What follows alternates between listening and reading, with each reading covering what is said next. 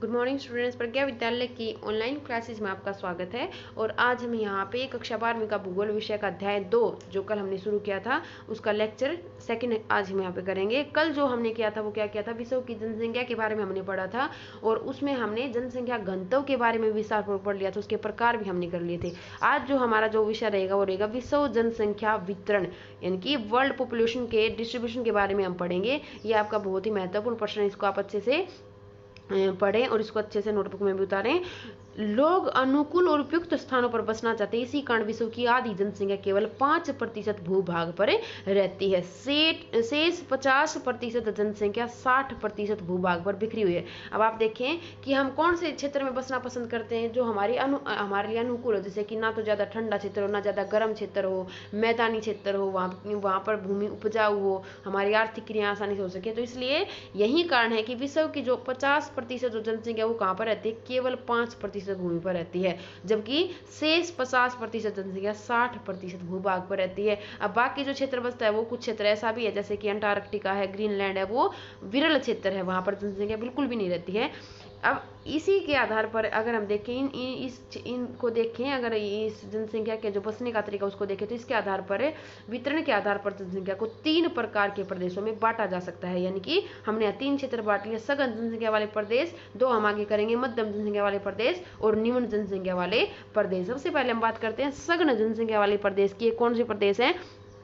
इन क्षेत्रों में 200 व्यक्ति प्रति वर्ग किलोमीटर से अधिक रहते हैं। जैसे कल मैंने आपको घनत्व के बारे में बताया था, वही ये है कि जिन क्षेत्रों का घनत्व 200 व्यक्ति प्रति वर्ग किलोमीटर से अधिक होगा वो क्षेत्र कौन से हैं? सघन जनसंख्या वाले क्षेत्र हैं। अगर विश्व की बात करें तो विश्व में ऐसे 3 क्षेत्र प्रमुख है जहां पर सघन जनसंख्या पाई जाती है। सबसे पहला बात करते हैं हमें मॉनसून एशिया की। इसमें दक्षिण पूर्वी चीन, भारत, इंडोनेशिया का जावा द्वीप, बांग्लादेश, सिंगापुर और जापान प्रमुख हैं। अब मॉनसून एशिया, भारत की बात करें, भारत के पड़ोसी देशों की कुछ पड़ोसी देश हैं जैसे इसके आसपास के देश, उनकी बात कर रही हूँ तो देखिए यहाँ पे भारत खुद है, उसका पूर्वी पड़ोसी देश जो चीन है उसका पूर्वी हिस्सा, इंडोनेशिया का जावा द्वीप जैसे मैं आपको दिखाऊंगी मैप के अंदर, ये भी बांग्लादेश, सिंगापुर और जापान है। यहाँ मुख्यतः नदी घाटियां उपजाऊ मैदानों का क्षेत्र है जिसके कारण चावल की 3 फसलें उगाई जाती हैं। अब देखो लोगों को भोजन चाहिए खाने के लिए तो वो मिल गया, 3 फसलें यहाँ पर चावल की उगाई जाती हैं। यहाँ औद्योगिकरण और नगरीकरण भी अधिक हुआ है। अब उद्योग ज्यादा तो लोगों को क्या मिलेगा? रोजगार के अवसर मिलेंगे, उनका विकास होगा और नगरीकरण भी अधिक हुआ है।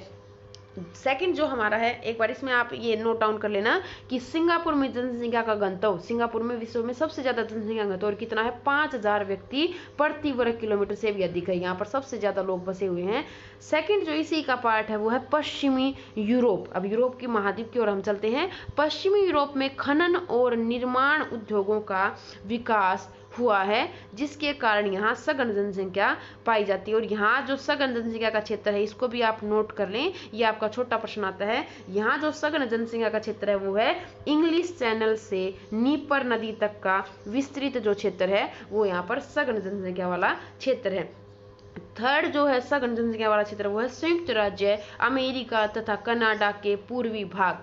यहाँ जनसंख्या बचाव का मुख्य कारण यूरोप से अटलांटिक मार्ग से आने वाले प्रवासी सबसे पहले यहीं आकर बसे थे, ये इसका कारण है क्योंकि यहाँ पर क्या ज्यादा है? प्रवासी, यानी कि दूसरे देशों से आए यूरोप से जो लोग आते हैं वो यहीं पर आकर बसते हैं, जिससे उद्योग व्यवसाय तथा नगरीकरण की प्रक्रिया जो है वो तीव्र हुई है, तेज हुई है। ये जो 3 क्षेत्र मैंने आपको बताए इनको आप एक बार मैप में भी हम करेंगे और ये मैप आपको मेरे साथ साथ भरना भी है।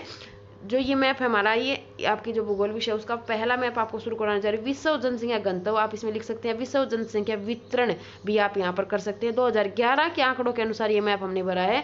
सबसे पहले देखिए कि सघन जनसंख्या वाले जो क्षेत्र हैं हमारे वो कौन कौन से हैं, इसको ध्यान से देख लें। और यहाँ पर आप ये भी लिख सकते हैं कि सघन जनसंख्या वाले क्षेत्र, और जैसे मैंने बताया कि 200 से अधिक घनत्व की मैं बात यहाँ पर करें, 200 से अधिक घनत्व, 200 व्यक्ति प्रति वर्ग किलोमीटर से अधिक घनत्व यहाँ का है। तो देखिए यहाँ पे सबसे पहले बात करते हैं मॉनसून एशिया की। मैंने भारत बताया, भारत का दक्षिणी हिस्सा थोड़ा सा कम जनसंख्या वाला, तो ऊपर वाला हिस्सा मैंने वो है वो कवर कर लिया है भारत। इसके बाद पड़ोसी देश के जैसे चीन का मैंने पूरा हिस्सा नहीं लिया, इसका चीन का पूर्वी हिस्सा हमने यहाँ पे लिया, ये वाला क्षेत्र छोड़ देना आप।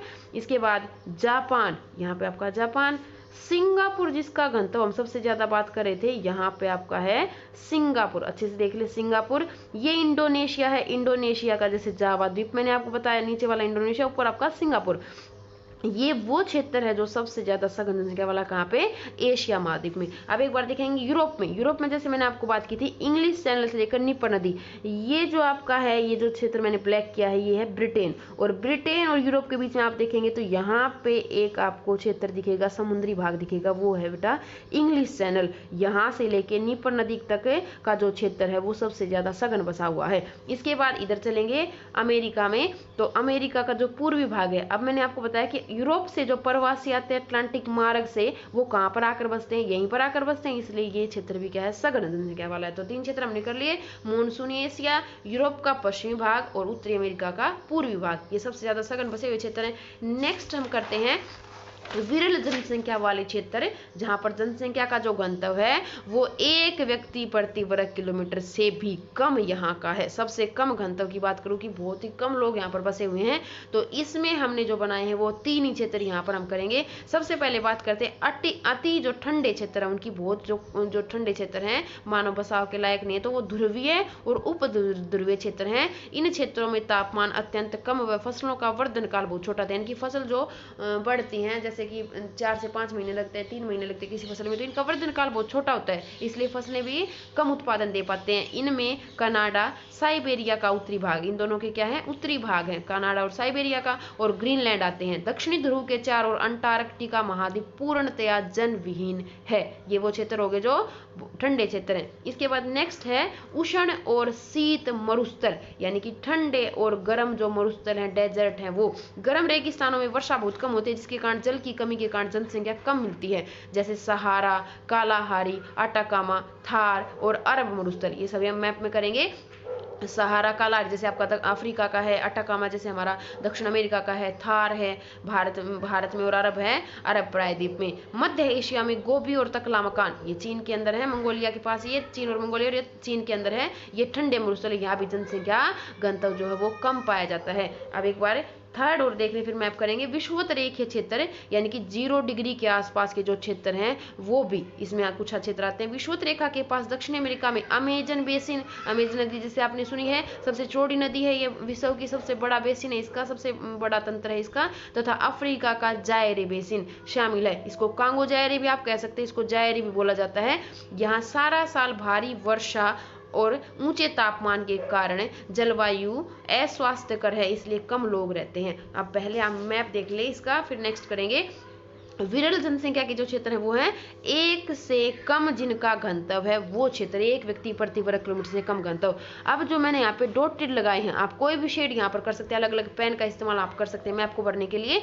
तो यहाँ पे जो डॉट आपको नजर आ रहे हैं वो विरल जनसंख्या वाले क्षेत्र, जैसे कनाडा, ग्रीनलैंड, दोनों हो गए आपके उत्तरी अमेरिका के पास। इसके बाद साइबेरिया मैंने आपको बताया, तो साइबेरिया ये रूस का उत्तरी जो हिस्सा है, ये पूरा ही बहुत ही कम जनसंख्या वाला क्षेत्र है, क्योंकि बहुत ठंड यहाँ पर है। इसके बाद नीचे चलेंगे तो आपका पूरा का पूरा जो अंटार्कटिका है वो पूरा, इसमें हमें पूरा नहीं, लेकिन आपको पता है अंटार्कटिका महाद्वीप आपका वो पूरा का पूरा किसके अंदर आता है हमारा, इस जो विरल जनसंख्या घनत्व, या कहें कि यहाँ पर तो बहुत ही न के बराबर लोग यहाँ पर बसे हुए हैं। और इसके बाद जो मरुस्थल मैंने आपको बताया, यहाँ पर आपका सहारा मरुस्थल, जैसे आपको बताया मैंने ऊपर वाला सहारा मरुस्थल, और नीचे जो है ये है आपका विषुवत रेखीय क्षेत्र, ये आपका कांगो जायरे बेसिन।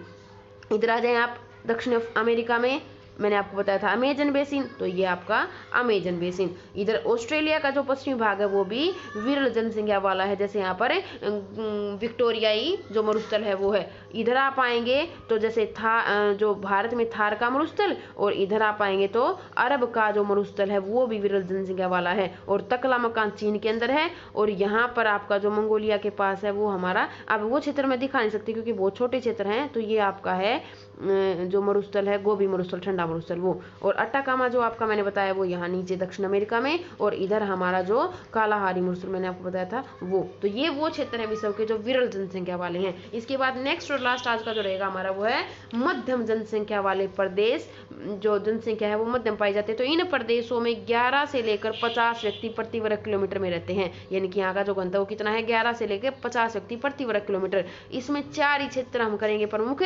एशिया, यूरोप, संयुक्त राज्य अमेरिका और दक्षिण गोलार्ध की बात यहाँ पे हम करेंगे। सबसे पहले एशिया में चलते कि कौन से ऐसे क्षेत्र जो मध्यम जनसंख्या वाले हैं। पश्चिमी चीन, जैसे पूर्वी चीन तो क्या है हमारा सघन जनसंख्या वाला, लेकिन पश्चिमी चीन क्या है जो मध्यम जनसंख्या है वो पाई जाती है। दक्षिणी भारत, कंबोडिया, थाईलैंड और म्यांमार। इसके बाद यूरोप में चलेंगे नॉर्वे, स्वीडन, डेनमार्क और रूस का उत्तर पश्चिमी भाग। अब जैसे आपको पता है कि रूस 2 महाद्वीपों में, तो रूस का जो उत्तर पश्चिमी भाग है वो किसमें आता है? यूरोप में, तो वही क्षेत्र। संयुक्त राज्य अमेरिका का पश्चिमी और मध्य भाग और दक्षिणी गोलार्ध में चलेंगे। अब 2 गोलार्ध बनाते हैं हम, जैसे उत्तरी और दक्षिणी गोलार्ध। तो दक्षिणी गोलार्ध में अगर हम चलेंगे तो कौन कौन से महाद्वीप आते हैं? जैसे इसमें अफ्रीका का दक्षिणी भाग आ जाता है, दक्षिण अमेरिका आ जाता है, ऑस्ट्रेलिया आदि। इनमें देश जैसे अगर आप देखेंगे तो कौन कौन से? नाइजीरिया, दक्षिणी अफ्रीका, ब्राजील, वेनेजुएला, चिली आदि समुद्र। और अब मैप में आप इन सबको देख सकते हैं।